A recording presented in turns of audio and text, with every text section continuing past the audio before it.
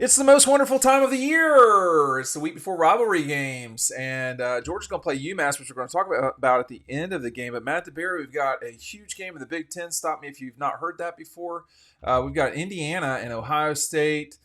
Indiana is going to Ohio State to play. They are a two-touchdown underdog, 13.5-point favorites on the road. This is the first time Indiana's played a team that's not in, I think, 6A or AAA GHSA football. Who do you have in this one? Kind of went back and forth on this one this morning, but I think what you just said really stands out to me. They haven't played anyone except I think they beat Illinois and they crushed Nebraska. I think Ohio State can get it done. I thought this could be a really, really tight game. Ryan was leaning Indiana's way, but I like the 13.5 for Ohio State. I think they're looking to make a statement, try to play their best of the season as we end the regular season. Big game for the Buckeyes at home. I think they get it done and cover. What do you think? Yep, I've got the Buckeyes. They're the better team. They're at home. Look, Indiana's had a good year. This is great for them, but they haven't played anybody like this, and they've got to go on the road to do it. I just think it's going to be too tough. We're going to finally see the talent gap a little bit with that Indiana team because, frankly, almost any team going against Ohio State, you're going to see the talent gap. It's the case for Indiana. We'll see. We'll see what happens, but I think it could be 3 or 4 touchdowns. Yeah, I could see it easy, an easy Ohio State win. I am going to take Indiana, though, because there's going to be nothing easy about this season. I think Ohio State's going to win this game. Indiana's going to lose it. And I'll take free points. I have no problem with that at all. I am very curious to watch this game. I think it's one of the games that everybody in the SEC should be watching because if Indiana loses this game, they really should be dropped below the SEC schools, in my opinion. But, what do I know? I'm not on the committee. All right. After that, or at the same time, I should say, this actually is kind of an important game for everybody in the SEC as well. The Rebels, Ryan, go to visit the Swamp. Florida beat LSU last week. Ole Miss lost to LSU earlier this year. Ole Miss lost to Kentucky. They did beat Georgia. Ole Miss can't lose this game. No, they can't. I'm gonna go with the Gators. I think Ole Miss probably still wins this, but I think it's gonna be a closer one in the Swamp. We've seen Ole Miss, just like every other SEC school, kind of up and down, up and down. Obviously, recently they've been playing pretty well, but Gators got the quarterback back in Lagway. I think beating LSU has a lot to do with the problems that LSU has as well. They're starting to collapse, but I'm gonna take the 10.5 points at home. Yeah, I really like that too. I'm going to take the Gators. For Ole Miss, just get out of there with a win. It's really tough to play on the road. If they start to struggle for a half, I think this could be a pretty tight game. I think they're the better team, but 10.5 points on the road, it's going to be tough. All they need to do is win. They don't have to look super impressive. I think they get the win, Dean, but I'm going to take the Gators to cover at home. I actually think all these games are going to be tight, so just stick with me on all of these. Yeah, I would not be surprised if Florida won this game at all. I thought that Florida had a pretty shot last week of beating LSU. Ole Miss is better than LSU for sure, but Florida's playing better. They've played better for about a month now. Going on the road in the league is hard. Florida's found some energy. I'll take the Gators. I would not be shocked with a win. That'd be a really disappointing situation for Ole Miss, but I think they're in their history. They're used to dealing with that sort of stuff. This is the 3:30 CBS. This is what CBS traded away when it decided not to re-sign with Disney or lowball them, I should say. Not to sign with the SEC, but lowball them. Penn State is a 12.5-point favorite at Minnesota. The game kicks at 3:30. I am going to actually take Minnesota here. I think Penn State could lose this game. I think that Minnesota is not great, Ryan. But I think that Penn State's not great either, quite frankly. I think there's a lot of not great in the Big Ten. I think you've got 2 good teams. You've got Oregon and you've got Ohio State. And after that, there's a fair amount of, there's a scene in Star Wars where Luke and Han and Princess Leia are in the compact there and there's a bunch of trash. That's the Big Ten. It's that slosh of nothingness in there. And Ohio State and Oregon are not that, but everybody else is. Yeah, when I saw this as one of the games, I would have bet $1 million you were going to take Minnesota. I've got them as well, though. I think that Minnesota's not a bad football team. I think that they've got some solid wins on their schedule. This is going to be at home. Penn State, the only times that they've really put up points on people and look good is when the competition is just not even close. Otherwise, they've been fairly close games. I don't think that Minnesota necessarily wins this game, but I do like the Florida game. I think they keep it close. I think Minnesota's good enough to hang in there with an offense that's just not explosive. I do think that Penn State's front seven is legit, though. Yeah, I hate to agree with you all again, but I'm going to do it. Really tight, low scoring, classic Big Ten game. A lot of punts in this one, not a lot of explosive plays, if I can get my words out this morning. But I think it is going to be a pretty tight game on the road. Even in the Big Ten, I guess it's hard to do. We know it's tough to play on the road in the SEC, but I just have a vibe going on that Minnesota, again, might win this game and really punch them in the face at home. Big game for the Gophers. I think they handle business and cover. Maybe win, but I'll take them to cover. Yeah, a loss here would be pretty catastrophic for the Big Ten as it relates to the notion that it's a good league. Frankly, I mean, Penn State has been embarrassed by Ole Miss lately. They're just not a good program. But Minnesota is not great either. So let's just keep in mind Minnesota lost to North Carolina at home. All right, this is not a good North Carolina team. They lost to Iowa at home. They lost to Michigan on the road. They barely beat USC, who I think we all know is trash. They barely beat Minnesota. They barely beat UCLA. They throttled Maryland, who is terrible, and they're one of the teams that beat Illinois. And then they lost to Rutgers. This is not a good team. So, I mean, I will take them because they're playing at home, but they're not a good team. There's no confusion about if the Big Ten has good teams. They don't. But they do have 4 teams in the playoff right now. I'm not saying that's right. We'll just see. Army is going to travel to Notre Dame, Ryan. This is going to be a doubleheader on NBC. It's back in the day in the 90s, this would have been a really neat doubleheader. But the fact of the matter is, and God bless those guys at Army, nobody cares about Army. Hardly people care about Notre Dame. It gets even worse. We'll pick it later with SC and UCLA kicking off at 10:30, like a bunch of crazy people out there on the West Coast. But Army is undefeated. Now everybody's going to run around with their hair on fire, acting like they're good because they're undefeated. And I'll talk about that in a minute. But they are a 14-point dog. This game is at Yankee Stadium, if I'm not mistaken. So the Irish they'll have the crowd. I mean, it's in New York, so that's a Notre Dame. I wouldn't say stronghold, but it's about as close to playing in Chicago as there is anywhere else for Notre Dame. Yeah, I'm going to take the Irish. I think they're going to be ready for this one. Remember what they did against Navy. Army's better than Navy. But I think I think they've got better players, and I think they've got a team that can slow down Army. And I think if things don't go their way early, this is a game that could domino effect its way to a big Notre Dame win. So hoping Army can keep this one close. I'm going to take Notre Dame with kind of a win more and more as the game goes on. So give me the Irish. Yeah, I guess kind of boring day of college football is going to lead to us having all these similar picks. I've got Notre Dame as well. I don't think that any of us have disagreed yet, and we're about halfway through this. So we disagreed with Dean, I think, on one pick. Maybe I took Indiana. Oh, I'm surprised by that. I've got Notre Dame. They're just better. They're playing well right now, even if the competition is not great. And I think that that's kind of the same themes this week. Army's good, not great. Notre Dame's got a solid defense. They've got the athletes. I wish the line was a little bit smaller, but I'm going to go with the Irish with a little bit of confidence, a little bit. Yeah, you'll have to stick with me here, guys, because, again, I'm about to talk about Army as it relates to football and football only. Okay, we're not talking about guys who have gone there to play football and they're going to be leaders in our country in the near future.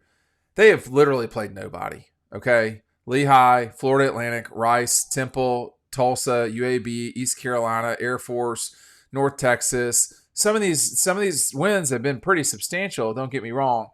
If Notre Dame cannot beat these guys brains in, I don't know what to say. But at the same time, let's not forget how bad Notre Dame is.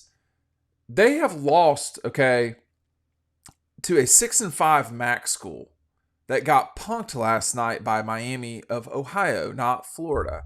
So that they beat Texas A&M in a coach's first game there on the last play of the game. I mean, or at least in a tight game. Look, no. All right, this has got to stop. Let's not equate wins with being good.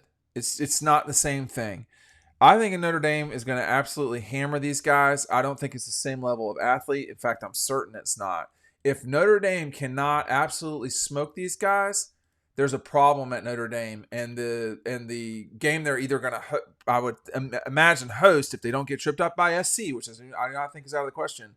They're going to be in real trouble in that home game. If we saw what happened last time Georgia went up there. If that were happening again, Georgia would do something similar to that. Georgia would have a lot of fans at that game. Alabama goes to Oklahoma. I don't really have much to say about this game, Matt. Bama's a 14-point favorite. They're playing really well suddenly. I think they're going to kill Oklahoma's bad. Same. I think the Oklahoma would probably be the fifth best team in the Big Ten. You might be right there, but they stink in the conference they're in right now, and they're not ready for this Alabama team. I think Jalen Milroe has the ability to run through just about anyone if that's the route they want to go. So it wouldn't surprise me if he just gallops his way to 200 yards again. I mean, they're playing really well, like you said. And Ryan, I'm going to take Alabama and feel, like you said, pretty confident about this pick, but that's always bit me in the butt. So we'll see. I'm going to take the Tide, though. Yeah, I mean, I agree with you guys about Alabama, but I'm not as confident that it's going to be this big blowout. I've got Alabama, but I'm not sold that they're going to go in there and crush them. They got crushed twice this year. It was to Texas and it was to South Carolina. South Carolina, similar makeup to Alabama, so maybe that tells you they could do it. But on the road at night at Oklahoma, what's left of the fan base that cares this year, I'm sure is going to show up. But I don't think it'll be an absolute beatdown. But I do have Alabama. Texas A&M. Texas A&M's got a tough close. I don't know why I have Fox Sports 1 here. They play at Auburn on ESPN, 7:30 prime time. A&M is only a 2.5-point favorite, Ryan. Where are you going with this one? Yeah, this is the toughest one of the week. I was really back and forth. A&M's got more to play for, but I'm going with Auburn. They're due for a win like this. Jordan Hare is one of the toughest places to play in college football. It's at night.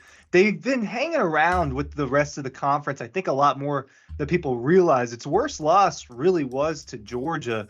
Just when you look at the numbers, I haven't watched every single game, but from a score standpoint, Georgia really was. I think it's worst loss in the conference. I've got Auburn. It could be a close one. I'll take the 2.5 points in Jordan Hare. I just don't trust this Texas A&M team. What I do trust about it is its defensive line, but offensively it can run the ball, but I don't trust everything else. Yeah, I trust them just enough to get this done. I mean, this screams ultimate trap game with Texas coming next week. They got the coach, can't even get Auburn out of his mouth when they're asking about it. I thought that was a really weird look. He said Texas instead. I don't know. They probably are overlooking Auburn. I mean, you have to be. That's just reality. They definitely have an eye on Texas. But I think Auburn just kind of stinks, and I believe A&M's defense is good enough to really stop them for most of the part of the game. If they win, good chance they cover. I think they're a better team, so I think they'll win. I don't trust Auburn more than I don't trust A&M, if that makes sense. So give me the Aggies, Dean. Yeah, I'm not in love with Texas A&M either. You were talking about it being a trap game. I'm sort of an expert on trap house music, so this is like right up my alley, as Ryan is. So I talked with Quavo about this earlier this week. Look, I'm going to take Texas A&M, and I would not be surprised if they were upset in this game. But again, as a trap expert, I'm going to get some stir fry and go with and I'm going to go with the Aggies. Let's see, Ryan, keep it to yourself. Tough references. What's that? References. Nothing. I'm keeping it to myself. I mean, it's fight night. I'm getting some stir fry. I walk it like I talk it. All of these things are what informs me to make better decisions. SC goes to the Rose Bowl to play UCLA. NBC at night. I actually will be very excited to see this. This is one of the great photography games because of the colors and the popping. Matt knows what I'm talking about. Matt is a trap house adjacent expert. Yeah. Matt, you have been to California at least twice. I'm calling you our California expert here. You are an Angelino expert. Who do you have in the clash in Los Angeles at the Rose Bowl here? Oh, I'm taking my Bruins, baby. Yeah, with 4.5. Is that right? 4.5. They could lose, but I'll take the Bruins with that line. Ethan Garber's playing a little bit better. It feels like UCLA always kind of, they're not winning a lot of games, but they're covering a lot of them, and they're playing a little better than people think. Rivalry game, I think USC is more talented, but is Ethan the name of the UCLA quarterback? Ethan Garbers? Yes. I think so. Is that correct? Okay, that helps me. That helps me. Offer. I think he was like a plan C or D option, but I think he tweeted he got a Georgia offer back in the day. That's kind of how I remember him. But give me the Bruins, Ryan. Just a gut feeling there more than anything. What do you think? I'm gonna go with the Trojans. To be honest, I don't know a ton about this game. I stopped watching USC when they started losing games earlier in the season, and they started to not matter anymore. They've gone through a quarterback change since then. I don't know if that is stuck. This is just we're so well informed on this game. No, on this, I'm being honest. I don't know a lot about this game because it doesn't mean anything to me. Because it doesn't have any sort of implications on the season anymore. But I've got the Trojans. I think they're slightly better, and that's about it. Yeah, I remember growing up, and this was a game that was always on ABC. It felt like you'd see the big pom-poms for both schools had like huge pom-poms, not like the Auburn and Bama ones. Like these were like big, like the size of like Ryan's head pom-poms, and they would just shake them. Wait, say that again? Cut you off. Is this a top 10 rivalry still? Or I do not think so. I was actually about to spill into that, Matt, if you don't mind. I mean, SC UCLA sounds good, but it is the equivalent of Indiana Purdue basketball or something like that. It just doesn't. No one cares. And in terms of viewership, Georgia Auburn destroys it. Georgia Florida destroys it. Nevertheless, Bama Tennessee, Bama LSU. Like there's so many games. Obviously Ohio State, Michigan, probably Penn State, Ohio State. Any of those games like that. These teams have not mattered in such a long time. I mean, I remember those SC teams 20 years ago. They'd destroy you. UCLA has not mattered in football probably since the 60s. Maybe when Troy Aikman was there for a year or two in the 80s. This game doesn't matter. It doesn't matter at all. But that doesn't matter to me. I will watch it nonetheless because I'm a complete psychopath. This group knows how kind of crazy I am about watching these night games. I love the West Coast games. I am going to take Ethan Barber and and UCLA. And listen, have some pride out there. Let's actually fill up the Rose Bowl at least to 60% and take it from there. I don't think that's too much to ask with SC being in town. UMass, one of the worst teams in college football, has fired their head coach, Ryan. They are traveling to Athens for the second time in 6 years. They are a 42-point dog. The Minutemen did not die for this, but they are in Athens. Yeah, these big lines, it's tough. My mind has kind of typically changed with it to go with giving the other team the points. I'm going to go with Georgia here. I don't love it. I really don't. Actually, you know what? I don't want to go. I changed my mind. You can see I was back and forth on this one. Give me UMass, new coach. They're going to be fired up for that, but it's still going to be a beatdown. I just don't think that Georgia, and specifically Kirby, cares about running up the score in these types of games the way that the way that Tennessee would do against UT Chattanooga. It's just not like that. So I teetered back and forth because I do think they're going to win by around 40. I'll go with UMass.